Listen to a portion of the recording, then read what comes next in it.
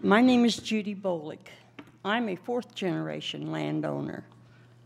I have grandsons now, so there's 6 generations that have owned land here, or will own land when they get to be of age. So we have a lot invested in Monroe County. We care about the county. We care about the land. My mom and dad worked hard all their lives so that they would have almost 200 acres to pass down to their grandkids and their great-grandkids. My dad was an environmentalist, although I'm not sure he would have called himself that. But he worked hard to keep the land. And when he was in his 80s, we have a lot of acres that are woods. He was in his 80s. He was out there taking care of that woods, clearing it out so that new growth would come up and the old growth could go ahead and thrive. He spent hours upon hours of clearing out brush. Sometimes we'd have to go look for him. We didn't know where he was or what he was doing, if he'd cut his leg off or what, because he was not the most careful person with the chainsaw at times. So, and then he built a lake.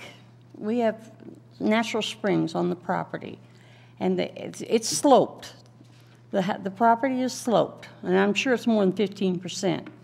But there was a natural spring up above, so he built a lake.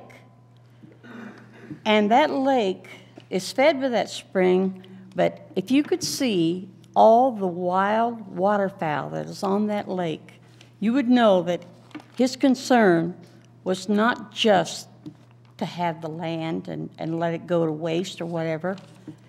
If you've never seen a heron or wild geese in the winter that come and land on the lake, and there are so many deer and wild turkey and all kinds of wild animals out there, and my daughters have taken care of that.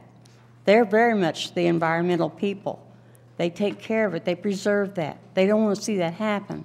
Anything happen to that wildlife there.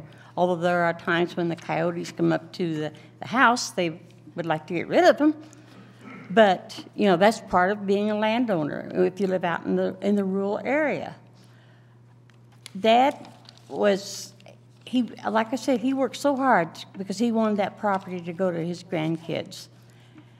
And I think he would be very concerned, and as I'm concerned now, over this 15% slope, because it is sloping land.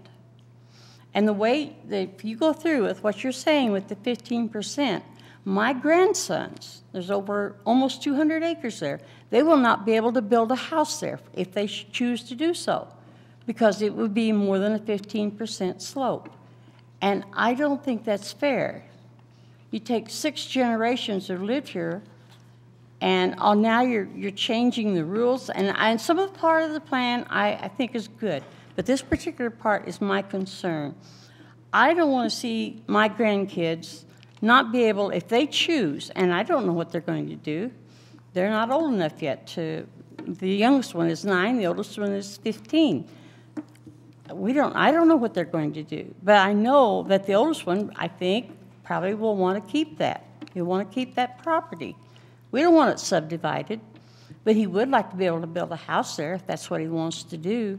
And if this 15% goes through, he won't be able to.